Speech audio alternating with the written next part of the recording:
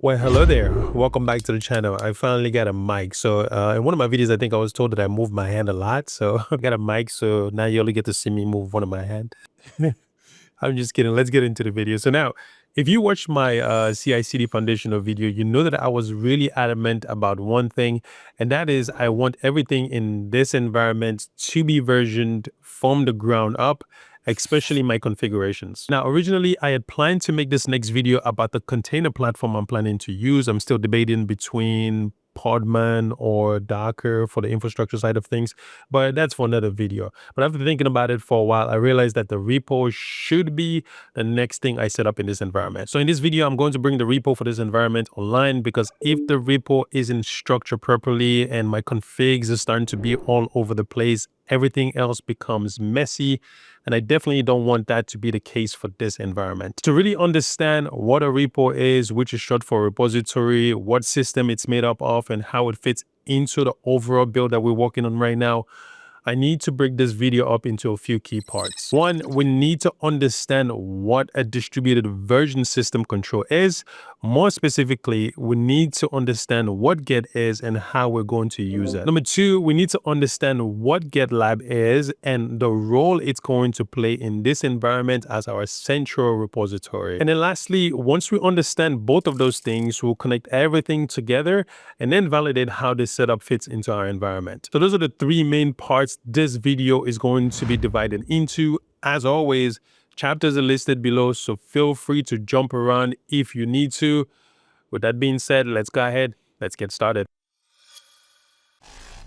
Now, before we go any further, I do want to start something a little bit different in this series. I want to start highlighting some of the materials I use to really understand some of this concept, in case, because I know that some of you guys might want to dive a little bit deeper. Just in case some of you guys want to dive a little bit deeper and understand things more, these materials will really help you kind of get like a really good grasp on things. Now, first on the list is this guy right here. This is the Pro Get book. Now, if you truly want to understand how Get works under the hood, right, not just the commands and things like that, but how it actually functions, this is a really good book. It's a bit of a dry read, but if you really want to understand things, and it's also a really good reference point as well. So if you really want to understand things, this is definitely a good book. It helped me a lot in terms of understanding some of the concepts and some of the things that I need to understand about Get. Second on the list is this guy right here. This is Automating DevOps with GitLab CI/CD pipeline. Now, this book was really great because it helps me understand not just what GitLab is, but how it fits into the bigger picture of DevOps and CI/CD architecture. If you do want to understand how GitLab fits into building a CI/CD pipeline, how it fits into the whole DevOps space, this is a really good book. It's not a heavy read. It's about 300 pages. It's a quick read. It might take you like a day or maybe like 2 days or a week, depending on how fast you read. We're all different, right? To be able to read it. But it's really helpful if you want to understand some of the foundational stuff that you need to understand about GitLab and kind of test some things and know your way around. This is definitely a good read. And of course, there's a documentation on GitLab and the documentation on the Get website. You can go to both of those websites and be able to see some of the documentation and be able to read them as well and try to understand them. You don't necessarily need to get these two books, but for me, I kind of like reading things and being able to understand things. So these two things were pretty helpful in terms of understanding what we're going to talk about today. So yeah. Oh, and also, if you guys do want me to kind of create a series where I kind of talk about the individual books and kind of dive into them a little bit more, I started doing that, but I was doing it chapter by chapter, and that can be a little bit heavy because I have so much to do.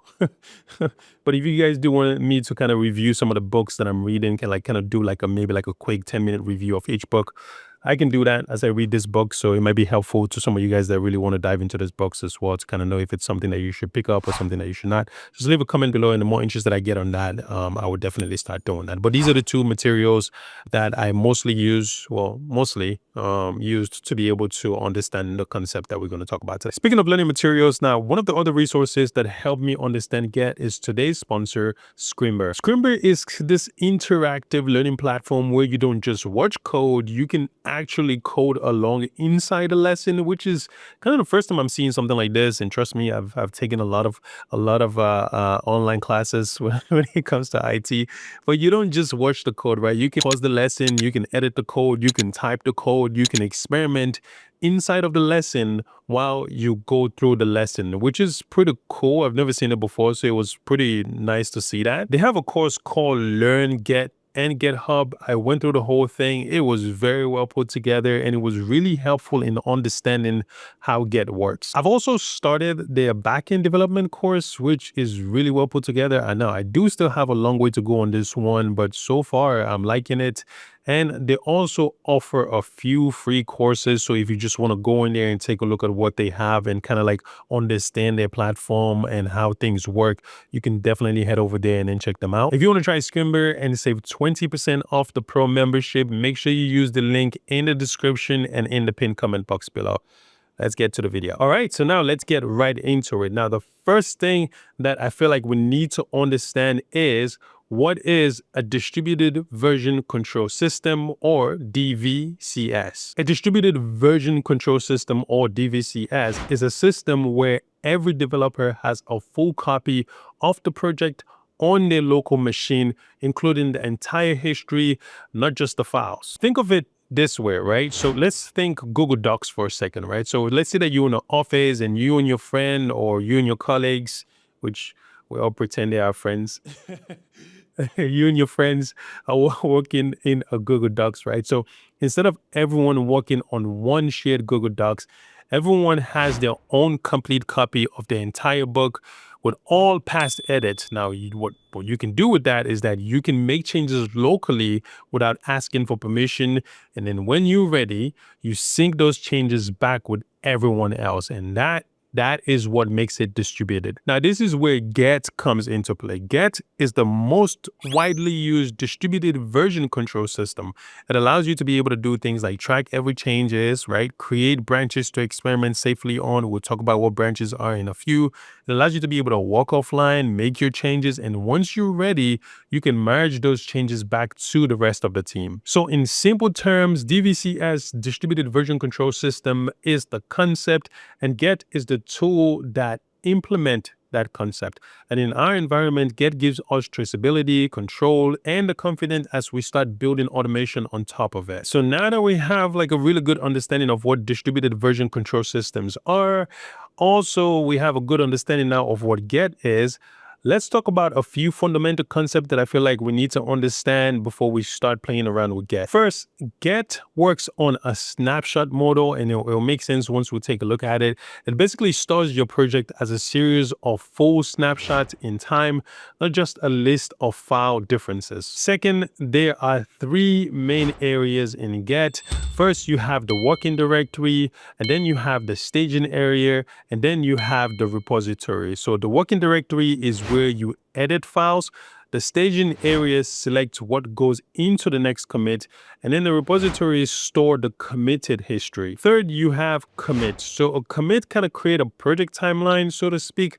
So commit is kind of like this record snapshots that linked to previous commit, kind of forming this traceable history. Fourth, you have branches. Now, a branch is a separate line of development that lets you work on changes without affecting the main version of your project, right? So this basically allows you to be able to build features or test ideas safely. Now, each commit you make live on the branch you're currently working on, and the main branch serves as the primary reference point that represent the stable or agreed upon state of the project. Now, one of the main reasons why Get is so powerful is that it allows you to commit, branch, and match history locally on your machine, then synchronize those changes with others when you're ready. That distributed model makes development fast and flexible. Get as a whole is a very deep and very complicated tool. That's one of the reasons why I say that you do not need to read this book from cover to cover, because it can be very dense. But in reality, we do not need to understand every advanced feature right now. These core concepts that we just talked about are what gives us like the foundation that we need to start building and start working with Get. Now that we have a good understanding of what Get is and kind of understand the core concepts that we need to understand, let's go ahead and let's see it in action. We're going to take a look at it on a Windows computer as well as on a Linux computer, because again, as I said, we need to understand Get first before we try to understand GitLab. So let's go ahead and let's dive into that. So to demo how Get works locally, right? Because right now we are more focused on understanding what Get is and how it works before we move over to understanding what GitLab is, right? So to demonstrate how Get works, I've created two test VM here. One is a Linux VM, this is Pop OS, and then the other one is a Windows VM. Now, a lot of the work that I'm going to do, a lot of the testing I'm going to do is going to be in the Linux VM. But the reason why I wanted to touch on the Windows a little bit is because Windows doesn't Get doesn't come pre-installed in Windows. So for Linux, for example, if I go to here, Get works both on Windows and on Linux, but it doesn't come pre-installed in Windows. So I want to go through how to install it real quick, and then we'll switch over to Linux. So if I do Get here, for example, you can see that Get, I'm going to make this bigger. You can see that Get is already installed in Linux, and it is in most Linux systems, right? So Get is already installed and it's good to go. But if I go to Windows here, and I'm going to use PowerShell here, right, and do PowerShell, and then click enter, and then click here, let it load, and then do something like Get, right, you're going to see that Get is not installed. And the reason why it's giving us this is because if we go to systems here, all right, I'm going to click on that. And then remember when you just click on system and it takes you directly to advanced systems. Windows is always changing something. But anyways, advanced system and settings, and you go to environment variable and you go to path. There's no path in here that's pointing Windows to the Get folder. So when we run something like Get, it looks for it and they say like, hey, that doesn't exist. So for Windows, we need to install Get. For Linux, we do not. So let's go to the installation. Oh, and let me pull this up one more time. And as far as the command go, in terms of like get status, all of the commands that we're going to run through, it's pretty much the same process. It's pretty much the same thing that you would do in PowerShell. And with PowerShell, you can use Linux commands, right? So if I do something like cd, C here, and then colon, backslash, what is it, users, do tab, and then I think this is test, right? Enter. This will take me directly into the test user. And if I do ls, I can see all of the things in the test user, and I can cd into desktop, and then click enter and then do ls. So as you can see, you can use pretty much the same command that you would use in Linux. You can use it in Windows in PowerShell. So if I do mkdir, for example, and then say something like test, you can see that the test folder is now being created. And if I move this over, get rid of that, minimize that, you can see that that test folder has now been created. So the process, the commands are pretty much the same. It's just that Get is not installed on Windows. So to install Get, what we want to do is we want to do something like get there you go, get download. And then we'll just go to get download for Windows. We'll just click on this guy. And that's going to download Get. And then once it's downloaded, we're going to go ahead and run it. Let me pull this back up so we can see that environment variable be added. So remember when we went, okay, click yes. Remember when we went in here, it's not in the path, right? So after the installation, it's going to be added and we're going to be able to use it. So for this, it's going to come up to EULA. So click next. It's going to tell you like, do you want to add it here? That's perfectly fine. And click next. It's going to add icon on desktop. That's perfectly fine. Do we want to check daily? That's fine as well. And then add get bash profile Windows terminal. That's perfectly fine as well. Now you can check any of these that you want, or check any of this that you don't want. Click next. That folder is fine for me. It says the default is Vim, the editor. That's perfectly fine. You can change it here if you want, right? So you can change it to anything that you want, and then click next. And then here I'm going to say let Get decide. But if you don't and you want to, and we'll talk a little bit about the main branch once we go through the setup. But if you don't want Get to decide, you can select this and then change it as you see fit. But that's perfectly fine. Click next. All right, and then here, say get for command. I'm going to use this dot version, right? So you can use the recommended version and all that stuff, but you can change as you see fit here. Click next. Use bundle open SSH. there is perfectly fine. So basically what this is going to be used for is when you start having a golden repo, and the golden repo for us is going to be GitLab or whatever other thing that you use. And uh, we'll talk about that later. I don't want to kind of pounce on this because I want this to be focused on Get. But whatever golden repo that you're going to use, and we'll talk about what golden repo is once we get there. Whatever golden repo that you're going to use, this is basically the tool that's going to allow Get to be able to communicate with that golden repo. And then a bundle openness is just perfectly fine, but you can use whatever you want as well. So click next.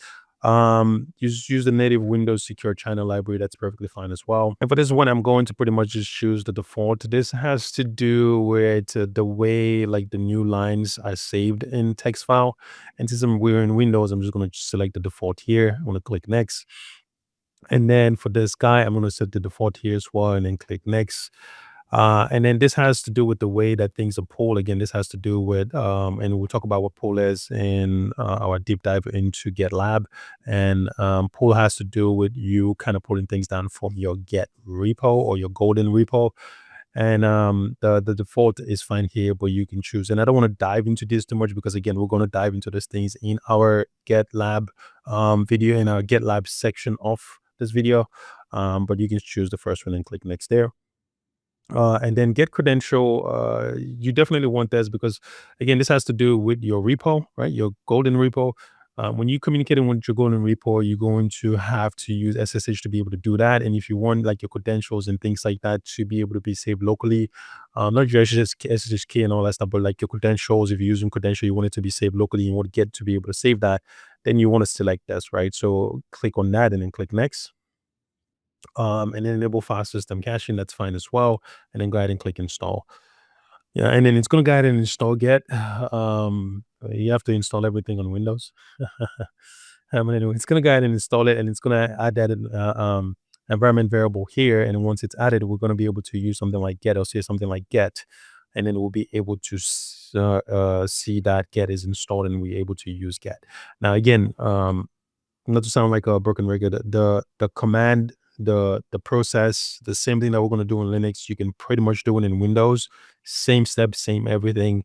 The only difference is that you have to install Get on Windows and you don't have to do it on Linux. And when you're using Get on Linux, maybe you might want to use like PowerShell if you're kind of familiar with the Linux command line and you want to kind of be able to kind of like use those same command over in Windows, then you can use something like PowerShell, right? Which makes life a little bit easier. So it's going to go ahead and go through that installation. And I'm going to close this so we can reopen it again once it's done. So once it's done, just taking a sweet time. I don't need that right now. I'm going to click finish. Now, if I go back to path, let me close that. Let me cancel that. Let me do environment variable again. Let's go back to path. Now, as you can see, we have the Get file path there. So now if I was to, let's say, close this guy, because remember when we initially did Get, it give us an error, and then go back into PowerShell here and then do Get again, let it load and then do Get, we can see that now Get is installed. Now it's telling us like, hey, you're going to have to kind of be specific as to what you want to do with Get and all that stuff. So again, now Get is installed and you can use Get pretty much the same way you would in the Linux environment that we're going to take a look at. So just wanted to kind of touch on that a little bit before we move over to things. So yeah, on the Windows environment, this is what you need to do to be able to use Get, but Get works both on Windows and on Linux. So now let's switch over to Linux. All right, real quick, if you enjoyed the video so far and want to support the channel and you want to be part of the community, make sure you join Discord and don't forget to like, don't forget to subscribe, and feel free to check out some of the other ways that you can support the channel. Link and information will be down in the description box below. Anything you do to help the channel will be greatly appreciated. Thanks.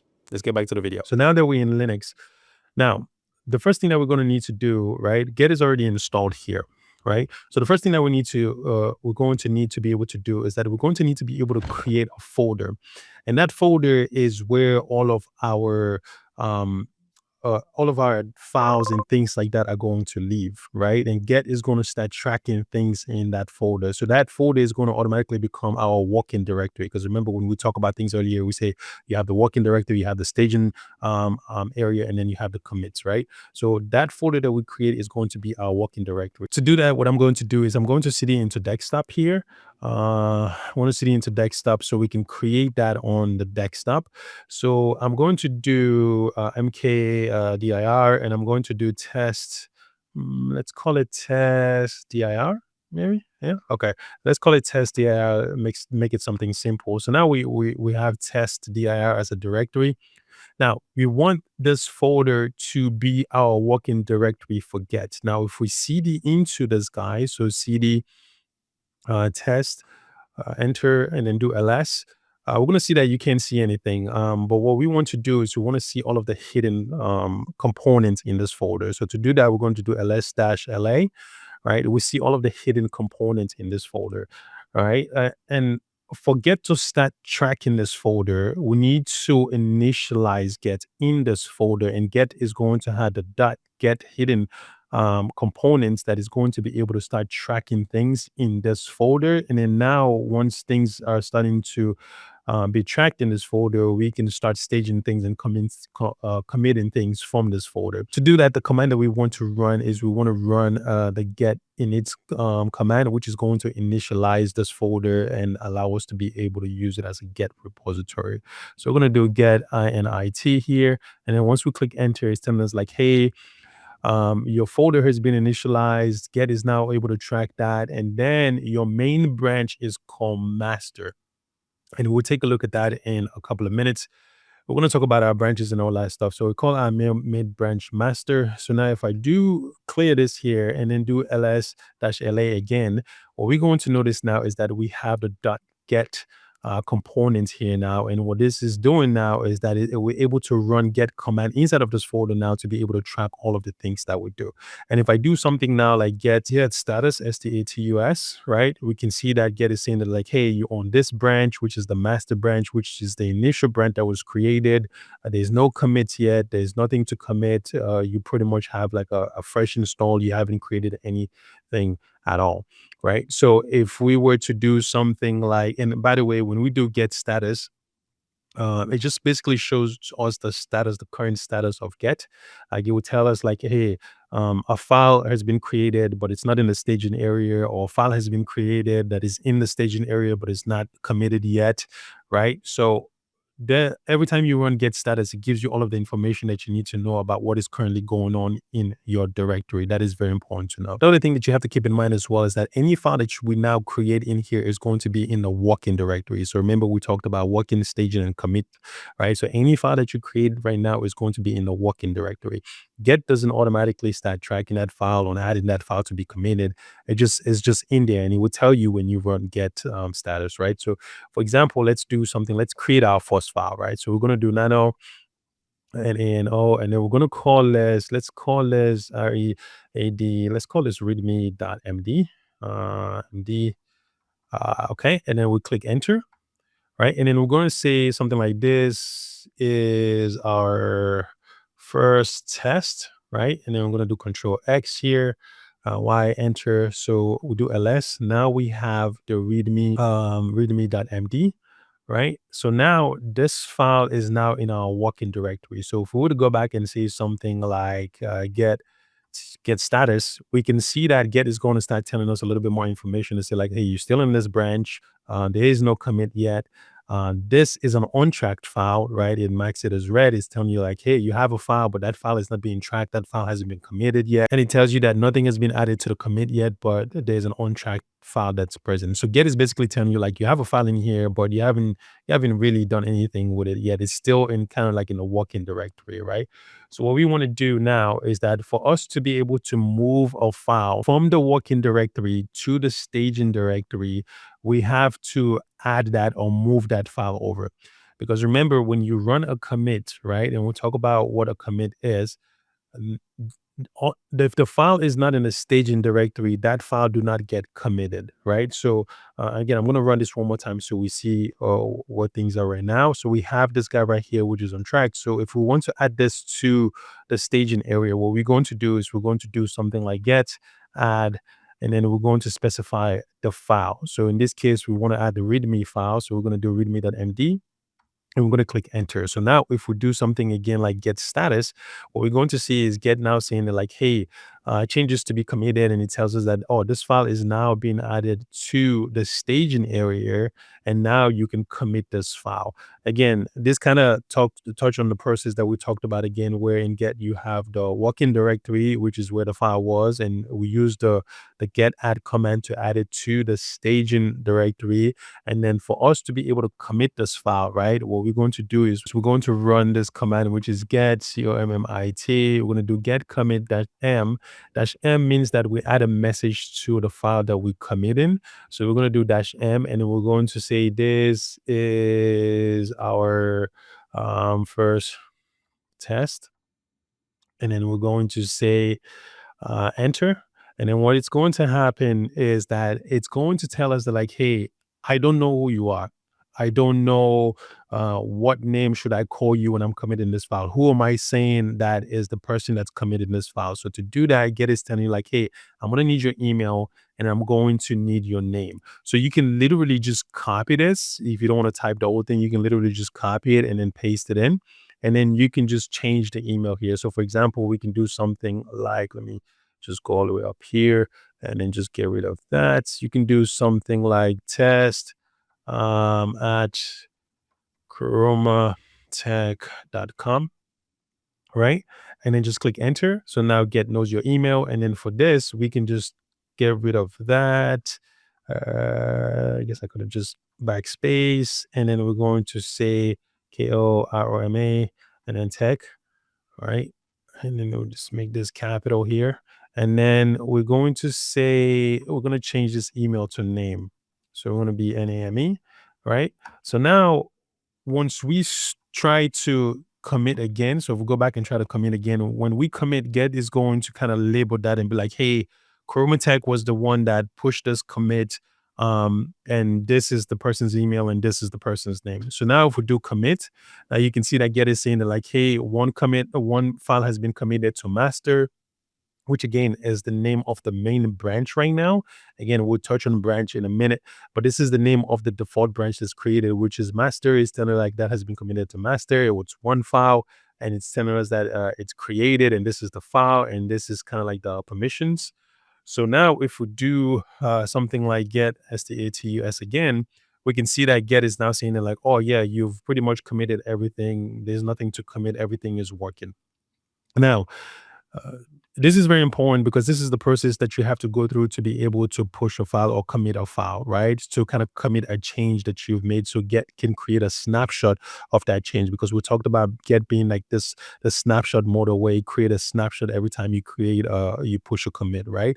So the process is that you have a working directory that we created. You put a file in that working directory, right? And then once you have the file in that working directory, you can work on that file in that working directory. And once you're ready, you move that file to the staging area. And then once you move that file to the staging area, you can commit. So anything that is in the staging area will get committed, right? So if a file is not in the staging area, it will not get committed. So let's take a look at that real quick. So we have a file here called readme.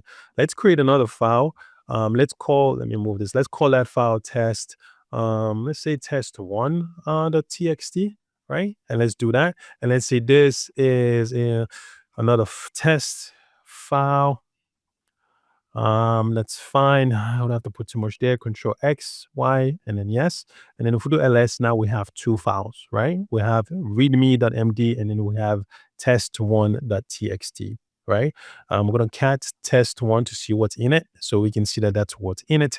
And then if we do ls, we're going to cat readme dot, let's go back here. Let's do readme. And then we can see that this is our first test is in readme. So now if we do something like, let's see, get status, right? We can see that get is telling us that like, hey, you have one file here that is untracked, right? What do you want to do with this file? So This file has not been pushed yet to the staging area. So let's assume that we don't want to push this file to the staging area. Let's go back and do ls here. Let's assume that, okay, you know what? I still don't want to push this test file to the staging area, but what I want to do, however, is I do want to make changes to the README file, right? So if I could do something like nano, and let's do README, and then let's go back in here and say this, let's say this is um, test for testing, right? And then we'll do Control X and then say yes, right? And then do ls, right? And then we do cat, let's do readme just so we can see what's in it. So now we see that we have this is our first test and this is test for testing, right? And then if we do get status, STS here, right? Is get is not telling us that like, hey, you have changes like 2 files here, right? So you have changes not staged for commits. You have 2 of them here, right? And then we have one untracked file. So one untracked means that we've never really staged or commit this file yet, right? And then we have 2 files, one of which is already staged and committed, but there's changes that we haven't pushed yet. Now, I still don't want to touch this yet. So what I'm going to do now is I'm going to say, let's go ahead and add the README file to my staging area. And now let's do get status again one more time. So now as you can see, get is saying that like, oh, you have changes to be committed. You have README. But this file is still red and it says it's on track. So let's push this commit real quick, right? So let's say we'll do something like get, so let's give it a that. Let's do get commit, move the mouse, get commit dash M, right? And then let's say for comments, let's say this is test for testing, right? And then let's do enter. So now if we go back to get status, if we go back to get status, now you can see that get has already committed that one file, but it's still holding on to this one file, right? So again, the point that I'm trying to make here is that whatever file you have in your working directory, if that file is not added to the staging area, when you commit, that file will not be committed. So that's very, very important for you to know. So now if we do get status again one more time, and now we say get add, right? And then say test1.txt and then click enter. If we do get status again, you can see that I get it saying like, oh yeah, this file is in the staging area. And by the way, you can remove this file from the staging area by doing like get rm and then the file name, right? So if you get is now saying like, oh, this file is in the staging area, when you run the get commit now, that file is going to get committed, right? So that's very important to know because you don't want to just add a file and you don't add the file to the staging area and then you forget and you didn't commit it and all that other stuff, right? So that's very important. That process of create, stage, commit is very important. So I wanted to kind of highlight that. So now if we do something like get commit, right, and then dash m, and then we say this is test for test 1. We do that again, we do that. We'll click enter. It's going to tell you that like, okay, that file now has been committed. So if we do get status one more time, we can see that there is no commit, there is no nothing. That file has now been committed and it's not something that we have to worry about. So again, very important, that process of, I know I sound like a broken record, but it's very important, that process of create in working directory, stage in the staging area, and then commit is very important to follow. So now that we understand how we create our file and stage our file and all this other stuff that we need to do to be able to kind of move our file around, the next thing that we have to understand are branches, right? So remember we talked about branches being this separate lane from the main branch that allow you to develop things and be able to merge your changes back into the main branch once you are done developing, so you don't interrupt the workflow of other people, right? So the first thing that we want to do is we want to see the current branches that are available in this repo. So to do that, we're going to do get branch. Right. So what that's going to do is going to list all of the branches that we currently have available in our repo. Now, let's say that we're working on something. Let's say that we're making changes to our config file, and then we say like, you know what, we don't want to mess with the master, right? Because the master, actually, before we do that, let's say that we want to change the name of our branch. We want to change it from, let's say, I don't know, master to main. right? Because a lot of time main is what is used instead of master, but master can be used too. So to do that, what we want to do is actually just go back one up, get branch, and then we want to do capital M, right? And then we want to do main. So we can do something like MAIN. We can change it to main. So basically what we're doing here is get branch, we're renaming master to main. So if we click enter now, and then we do get branch one more time, we can see that that branch has been renamed to main. Again, branches, to touch on it one more time, branches basically allows us to be able to create a separate lane, develop what we need to develop, and then once we're done with the development and make changes to our config file, we merge those changes back into the main config file and be able to test things. Now, as a standalone, you might not see the importance of that, but once we start diving a little bit deeper, look at GitLab and look at all of the things that we're building in CI/CD pipeline, you start to understand how important this is. But not only that, you start to also understand how important this is in your environment as a whole, because you start to look at like making changes to your config file, and then you reach a point where you're like, I don't remember what changes I made, and oh my God, can I roll back?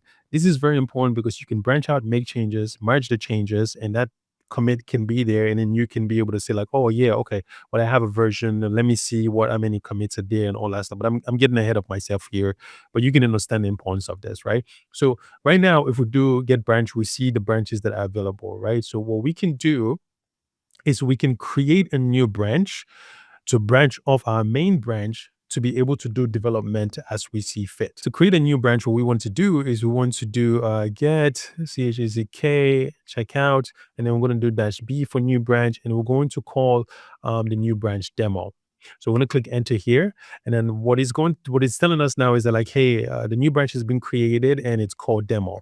So now if I do something like get branch again, right?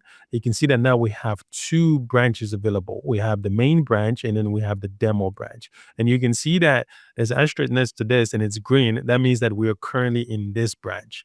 And then the main branch is the branch that we're not in. So when you see a green right here, that means that this is the current branch that you're currently in. And once it's white, it means that this is not the branch that you're in, right?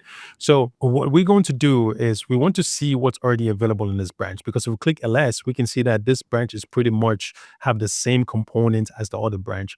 But for us to be able to see each component in the branch, what we want to do is we want to do get ls dash tree.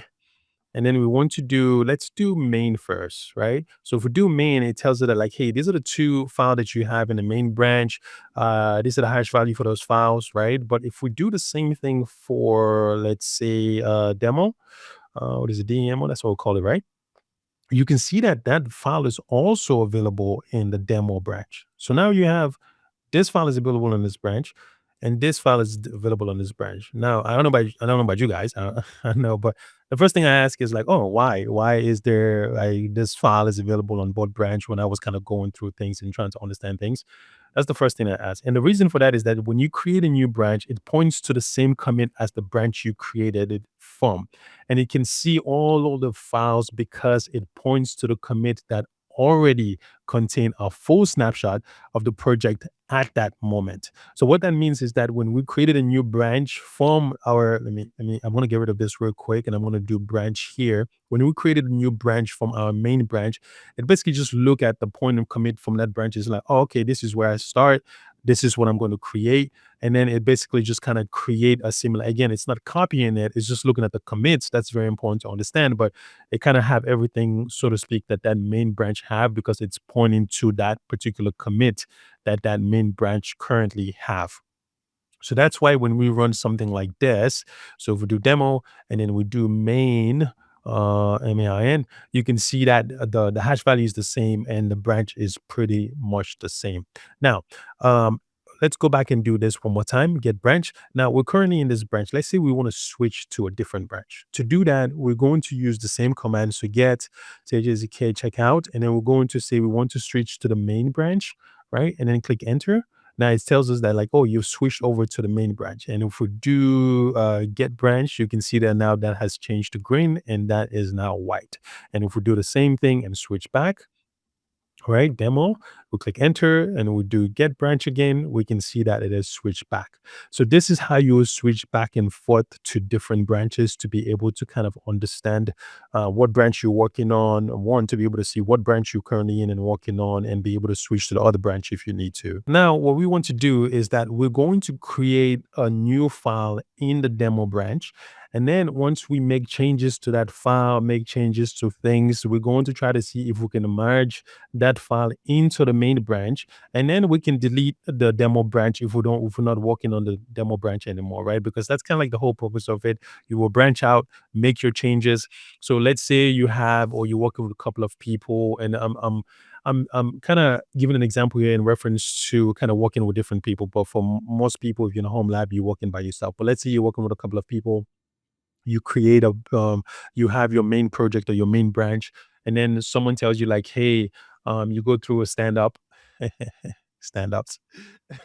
You go through your stand-ups, and then they assign you something, and then you say like, okay, I have to create this feature for this particular software that you're working on. You will kind of branch off, right? And then call the second branch the feature that you're working on, create your changes, make all the changes that you want to make, and then merge back in. At the same time, other developers can do this exact same thing. They can branch off, create a new branch for a feature that they're working in, and work on that. And once they do, they merge back into the main branch. So let's assume that that's what we're doing right now, right? So we're in our demo branch right now. So if we do ls, we have pretty much the same file. What we're going to do is we're going to create a new file. Let's assume that this is our feature that we're working on, a new feature for the software. So, or a new feature for whatever it is, or our config file for our lab environment. So we're going to say nano, and we're going to say, we're going to do test2 the txt,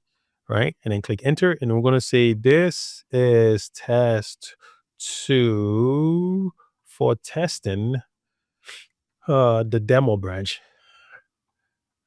ch. All right. And then we're going to click Control X and then click yes, because we want to save. That's perfectly fine. So now if we do ls, we can see that like, hey, now we have a second documentation here. Now, if we do, let's just do cat and make sure that everything is in there, right? Click enter, and then we can see that our very nice code is in there. Just kidding. And then do ls one more time, right? And then now what we want to do, if we do something like get status, because we're trying to see what the current status is of the branch of our directory, our repo, we can see that it's telling us like, hey, you just created a new file. It's untracked, and nothing is nothing added to commit, but untracked file is present. So untracked file is present, but you haven't added anything to commit. So again, the first thing that we need to do here is we need to do get add, and then we need to do test2.txt, and then we do ls. Let's do get status one more time. We can see that now this is in the staging area.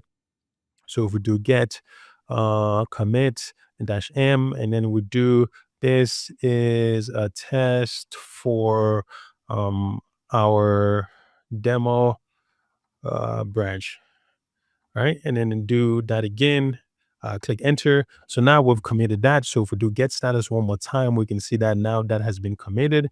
Now, if we do ls here, we can see that this is present in this directory, right? Again, we are in, if we do get branch, and if I'm going through the commands too fast, you can always pause. And I'll try to include these commands in on the website, on my blog, so you can go ahead and check those out as well. So if we do get branch, branch, and then click enter, we can see that we're still in the demo branch and we have test2. Now let's try to switch over to the main branch. So we're going to do get checkout main, right? So now we've switched over to the main branch. So if we do get branch, we see that we're in the main branch. Let's do ls.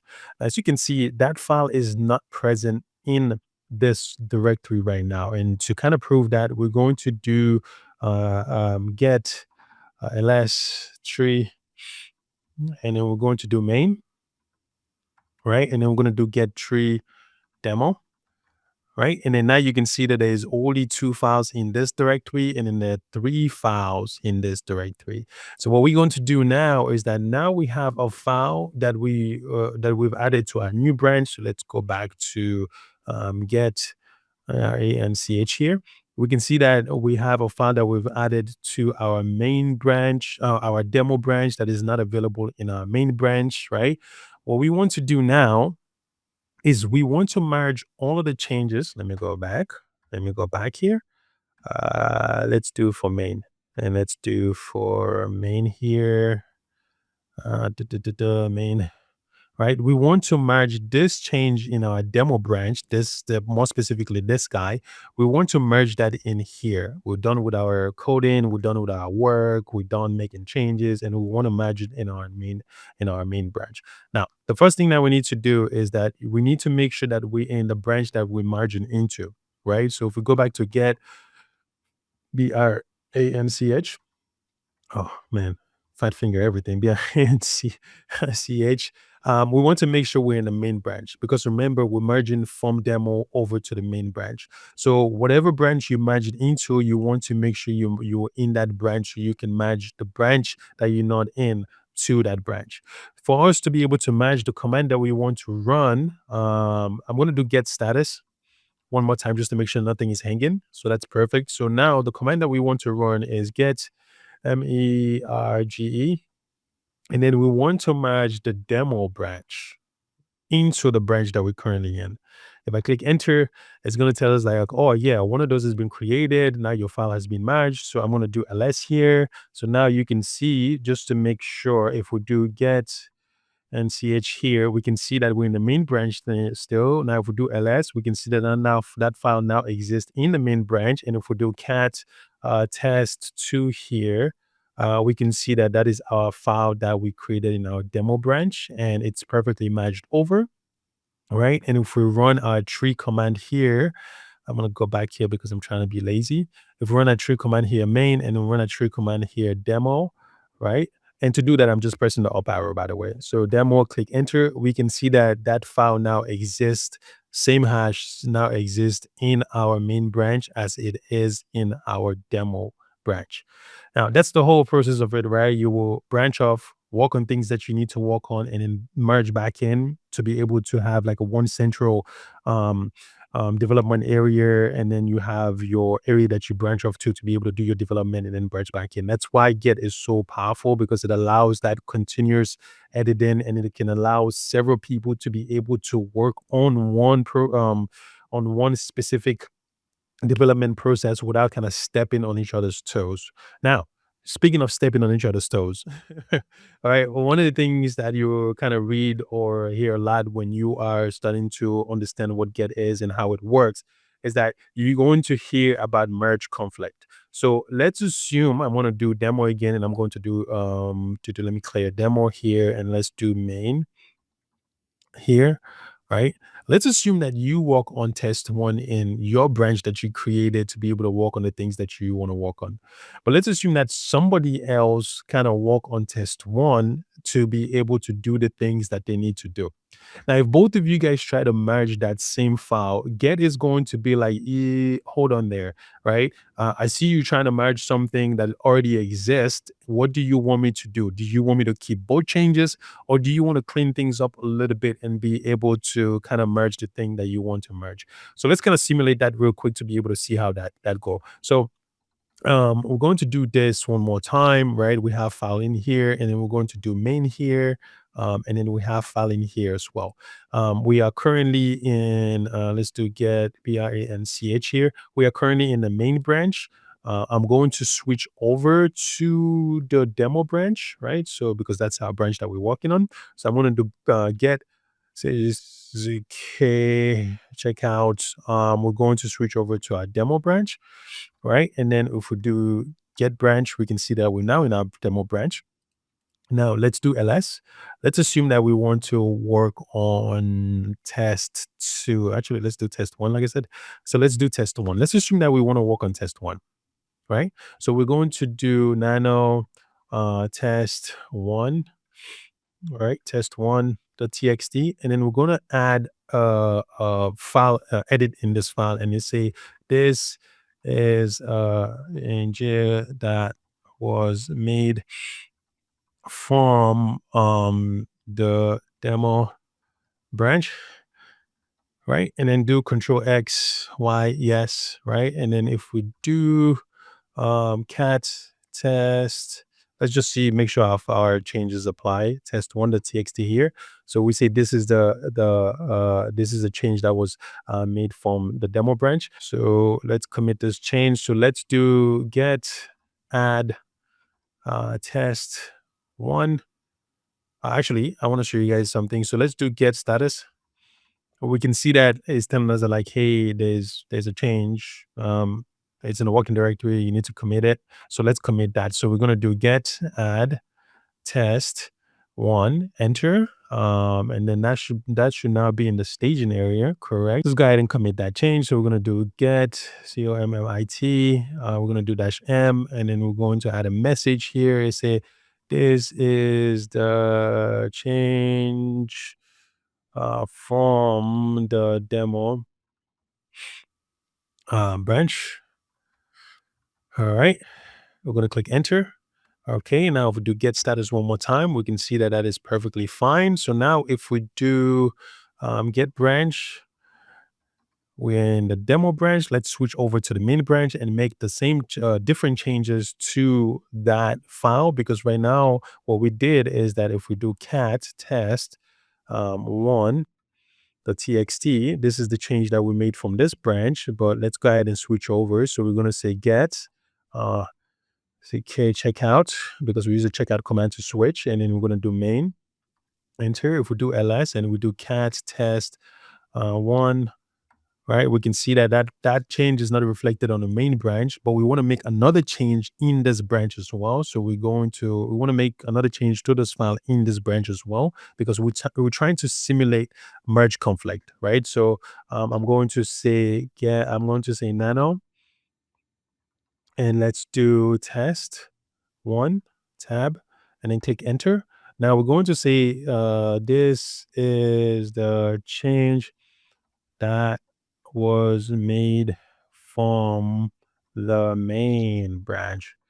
All right, perfect. Control X for saving here, and then Y, enter, right? And if we do nano test or cat test one, we can see that that is reflected on this guy. So remember, on the main branch, we said this is the change that was made from the main branch. And if we do get check, oh, wow. Type, I'm typing too quick for my CJCK. Check out. Let's see, branch. What branch do we want to go to? We want to go to the demo branch. So demo. Your local changes to the following. Oh, we didn't push. So that's very important, right? So we make changes, but we didn't push the changes. So what we want to do is we want to do get add, and then we want to say we want to, of course, push that change. Yep. And then we want to do get commit. We add it to the staging area. Now we're going to commit it. All right. Commit -m here. And then we're going to say this is the change that was made from the main branch. Okay, and then we're going to click enter. Now that has been committed. So now let's try to see if we can switch over without the warning. All right, so perfect. We can switch over.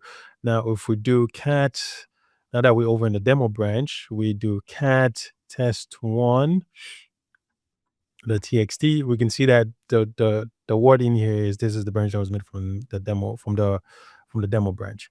Now what we're going to do now is we're going to switch back over to the main branch, and we're going to try to merge the file or merge the demo branch over back to the main branch. And what is going to happen is that ideally, what should happen is that get should tell us, like, hey, there's a merge conflict here. Two people have pretty much edited the same file. You guys are going to need to figure out which edit you want me to keep. So let's go and say get chk checkout.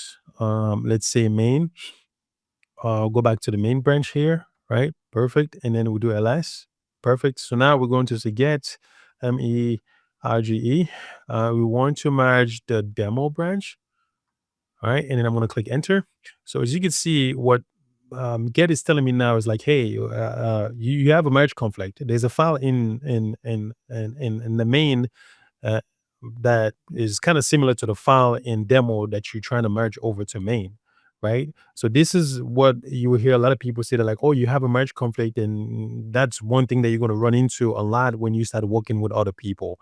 So for us to be able to fix this, what we want to do is we're going to do Control C here, and we're going to do ls real quick, and then we're going to do and this is the file. That's why I click ls so we can see it. And we want to do something like get status, right? And then so we can see, and then get is telling us that, like, oh yeah, this guy is definitely the problem. You're gonna need to fix this guy first before you're able to merge things over. So the test one is a problem. So if we do something like nano test one, right? Test one, right? Enter. Now you can see that get has added a line here that says head, and it added like another division here, and then it's added another stuff here called demo. Basically, what get is telling you is that, like, hey, this is the change in the main. This is the change in the current directory that you're in. This is the change that was made on the other branch that you're trying to match into the main directory. I'm going to need you to fix this before I'm able to merge things over, right? So if you want to fix this, what you want to do is you want to kind of get rid of this. Let's say we want to keep both of the changes. Let's say we looked at it and be like, oh yeah, I mean, he made changes to something different. I'm making changes to something different. I want to keep both. So you're gonna need to get rid of this things here that get added, right? And get rid of that. Basically, get is adding these things to kind of stop you from merging, so you can take a look at it. So get rid of that. Do Control X. That's pretty much all you have to do, right? Of course, it's a little bit more than that.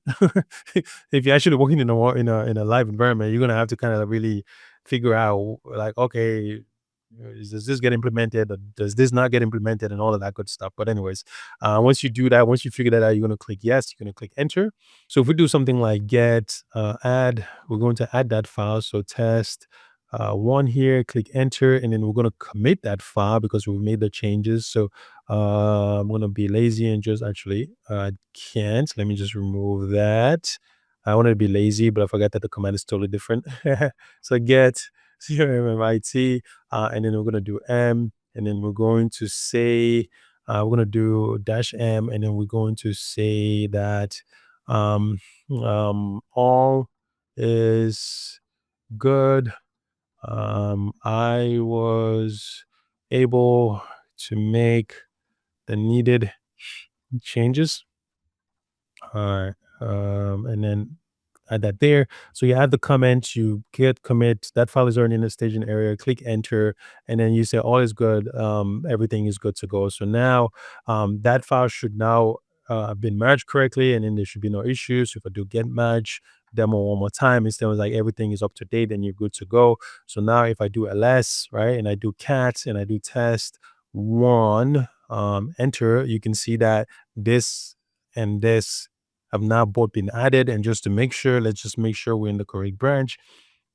Here we can see that we're in the main branch. So that has been added. But now what you would notice is that if I was to switch back to the demo branch, you're not going to see this change, right? Because remember, we merged the demo branch into the main branch. We didn't merge the main branch into the demo branch, right? So you will still see the demo side, but you will not see the main, because we merged this into this, not this into that. I hope that makes sense. But let's take a look. So if I do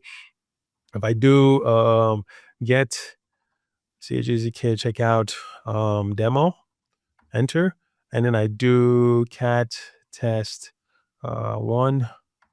Yeah, see, we're able to see that, but of course you're not able to see the second part that came from the main branch. You're still only able to see the one, which is this guy. Again, that's because we're merging into, right? So we're not really merging back. We're just merging one way. And if you want to merge back, you can pretty much do something like, if let's say you come back and be like, you know what, I still want to use this branch. I don't want to create a new branch, right? So let me do get binch. Let me do get branch here. Let's say you say, you know what, I still want to use a demo branch, but I want to be able to get all of the components in here from this branch.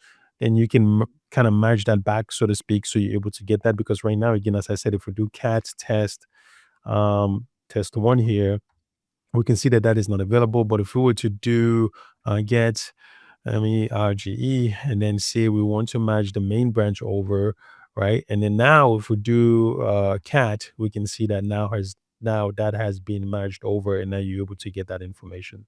So that's how you kind of deal with merge conflict. That's how you will be able to. That's how you're able to merge the one branch into another branch once you're done working on what you need to work on. Now let's assume that you already done working with this branch. So if we go back to let's see, get branch here. Let's assume that you're done working with the demo branch and you don't want that demo branch to live there anymore. You're done with your future and you've merged your information to the main branch. What you can do now is that you can do switch over to the main branch and then delete the demo branch, right? Because you cannot be in the demo branch and delete the demo branch. It doesn't um you're not going to be able to do that, right? So if I try to delete this right now, it's not going to be able to, it's not going to be I'm not going to be able to do that. So if I do get checkout, right, if I do get checkout and then I say main, switch over to the main branch here, and then let's do get branch one more time, and then we can do, if we want to delete it, we can do something like get let me just go back, get branch, and then we're going to do -d, and then we're going to say we want to delete the demo branch. So that's going to completely delete the demo branch. So now if I do branch, we can see that that is the only branch that's available. And if I was to do something like get log, what that's going to show me is going to show me all of the commits in this branch, all of the changes that were made, who made those changes and all that stuff. So as you can see here, it tells you like, hey, this was made. This is the hash value for that commit. It was made by Chromatech.